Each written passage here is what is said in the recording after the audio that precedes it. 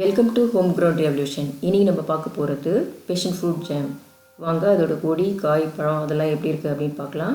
இதுதான் வந்து fashion ஃப்ரூட்டோட flower.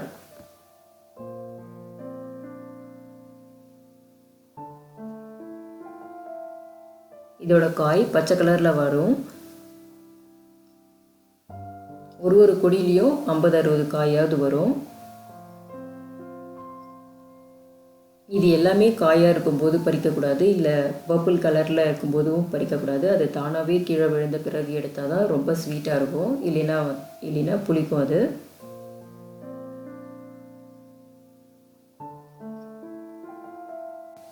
So இந்த ஜாமுக்கு லெமனும் தேவை, அதனால் அந்த லெமன் பிளாட் காட்டுறேன்.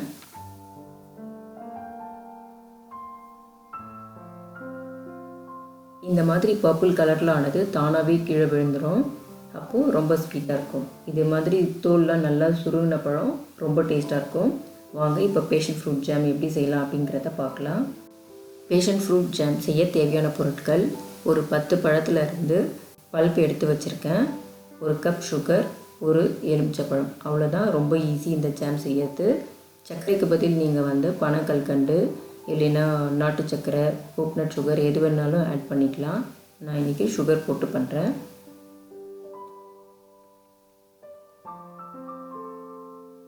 முதல்ல ஒரு சாஸ் பேனில் எடுத்து வச்சுருக்க பல்ப்பை ஊற்றிக்கலாம். ஆஃப் பல்ப், ஒரு பழத்தில் இருக்கிற ஆஃப் பல்ப் அது.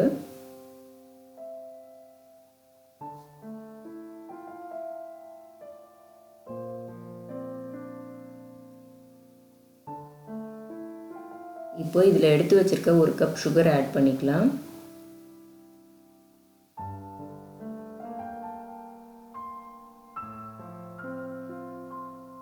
இப்போ இதை ஸ்டவ்வில் வச்சு அந்த சுகர்லாம் மெல்ட் ஆகுற வரைக்கும் நல்லா மிக்ஸ் பண்ணிக்கலாம். ஒரு 2-3 மினிட்ஸில் சுகர்லாம் வந்து நல்லா மெல்ட் ஆகிடும்.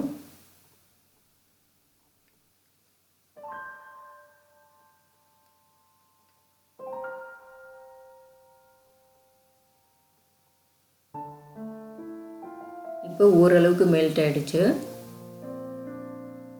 நம்ம லெமன் ஜூஸ் எடுத்து வச்சுக்கலாம். இப்போ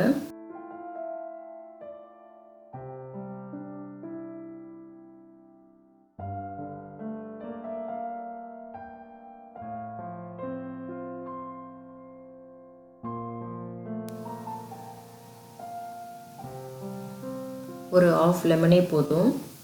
ஜஸ்ட் அது சுகர் கிறிஸ்டல் ஆகாமல் இருக்கிறதுக்கு தான் நம்ம இதை ஆட் பண்ணுறோம். இப்போ இந்த மாதிரி நல்லா கொதிச்சுட்டு வரும்போது ஆஃப் லெமன் ஜூஸை ஸ்குவீஸ் பண்ணிக்கலாம்.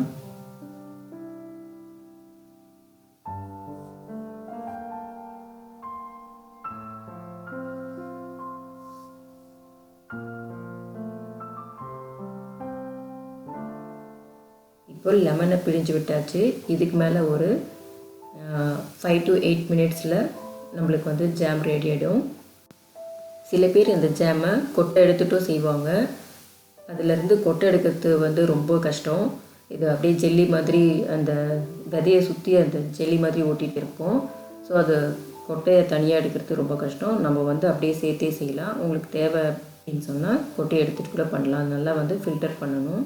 மிக்சியில் ஒரு சுற்று நல்லா அடிச்சுட்டு அதை போட்டிங்கன்னா ஓரளவுக்கு ஈஸியாக வரும். இப்போ நல்லா ஒரு 5 to 8 மினிட்ஸ் ஆகிடுச்சு. இந்த கன்சிஸ்டன்சி, அந்த ஸ்பூனில் காட்டுற கன்சிஸ்டன்சி இருந்தாலே போதும். ஒரு 1 ஹவரில் நல்லா பர்ஃபெக்டான ஜாம் வந்து ரெடி ஆகிடும். இன்னும் சூடு இருக்குது. ஒரு 10 மினிட்ஸ் கழித்து பார்த்தா கூட சூடு இருக்குது. அப்படியே ஓரளவுக்கு ஆறின பிறகு பாட்டிலில் போட்டுக்கலாம்.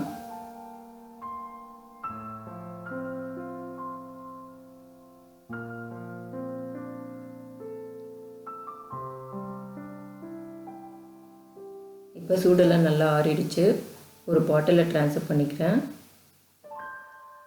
இப்பயும் இது வந்து கொஞ்சம் தண்ணியாக தான் இருக்குது. பட் ஃப்ரிட்ஜில் ஒரு 1 ஹவர் வச்சிங்கன்னா கரெக்டாக ரொம்ப பர்ஃபெக்ட் கன்சிஸ்டன்சிக்கு வந்துடும். இப்போ இதை ப்ரெட்டில் ஸ்ப்ரெட் பண்ணி சாப்பிட்லாம். ரொம்ப டேஸ்டான பேஷன் ஃப்ரூட் ஜாம் ரெடி ஆகிடுச்சு.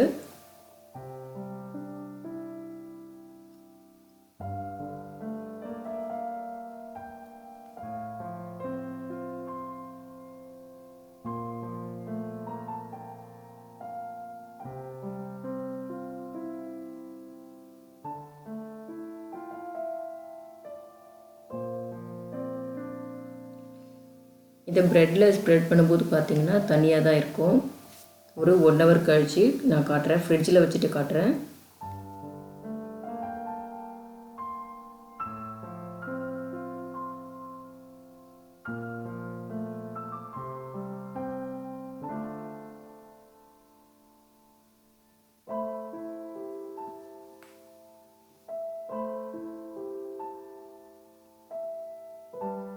இப்போ ஃப்ரிட்ஜிலேருந்து எடுத்தாச்சு. இப்போ பார்த்திங்கன்னா ரொம்ப வந்து பர்ஃபெக்டாக நம்ம அப்படியே ஜாம் ஸ்பூன்லேருந்து எடுக்கிற மாதிரி கரெக்டாக இருக்கும்.